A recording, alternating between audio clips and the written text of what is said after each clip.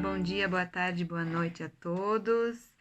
Bem, eu sou a Luciane Navrosky e vou falar um pouco da minha experiência de internacionalização enquanto estudante, enquanto pesquisadora e enquanto professora.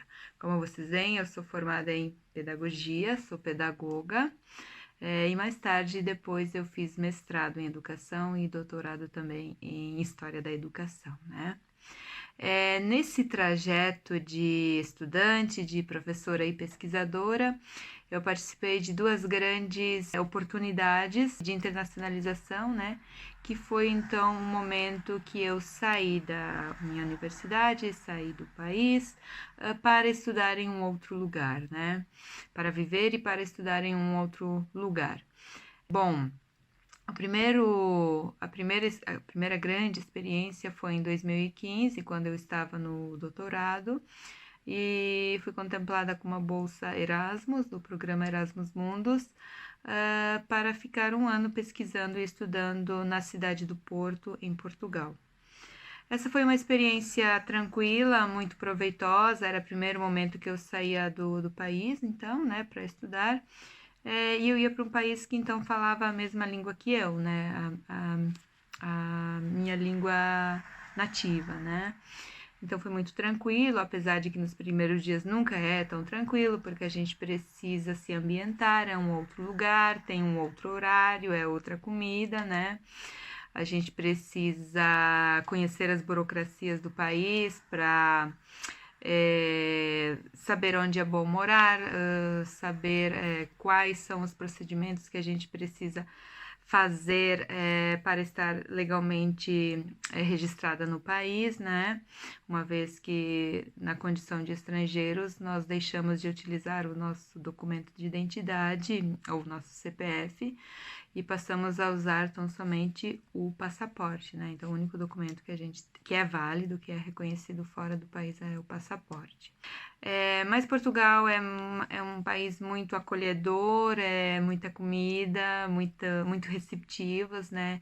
Então não tive grandes dificuldades de adaptação nesse país e foi uma experiência maravilhosa, né? Muito gratificante porque eu conheci os estudos portugueses, então, do outro lado do Oceano Atlântico, né? E eu aproveitei muito a experiência de um ano.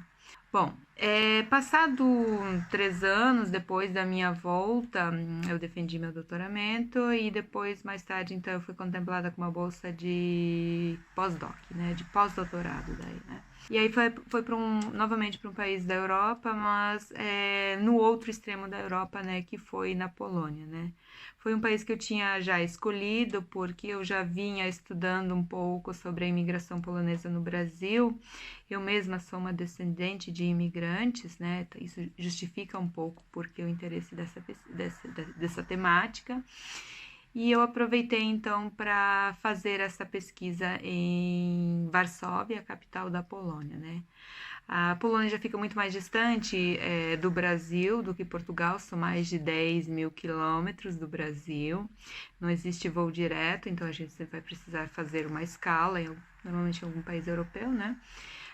Para chegar à Polônia. Então, são em torno de 15 até 30 horas de viagem, né? Bastante tempo que a gente passa viajando para chegar nesse país que tem um clima mais frio que Portugal, que tem comidas mais diferentes que em Portugal, mas que é muito rico em termos de cultura, história, e era isso que eu buscava na Polônia, né? Quando eu escolhi este país. Bom, na Polônia, então, eu morei na cidade de Varsóvia. Varsóvia tem uma história interessante, é uma sereia, né? Ou, como diziam os poloneses, Warszawa, né?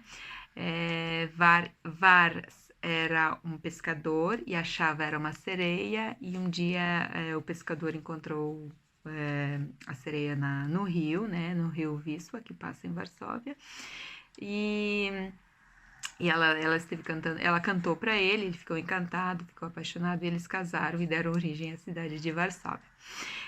Na Universidade de Varsóvia, então, eu fiquei durante quase 2 anos pesquisando, não só na universidade, também ministrei algumas aulas, né, Logo em seguida fui convidada para trabalhar nos estudos portugueses, nos estudos da língua portuguesa, porque é um grupo muito pequeno na Polônia de pessoas que estudam a língua, então. E aliado a isso, eu também então fui fazer pesquisa, não só na universidade, é uma cidade que tem muitos arquivos, dada a sua história, né?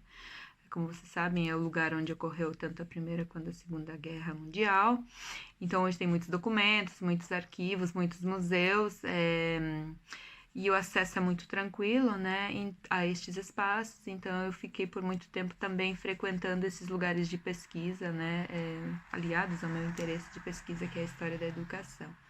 Foram 2 experiências gratificantes e eu recomendo para todo mundo. E se mais pessoas se interessarem tanto por Portugal quanto pela Polônia, eu fico muito à disposição de passar mais informações. Muito obrigada.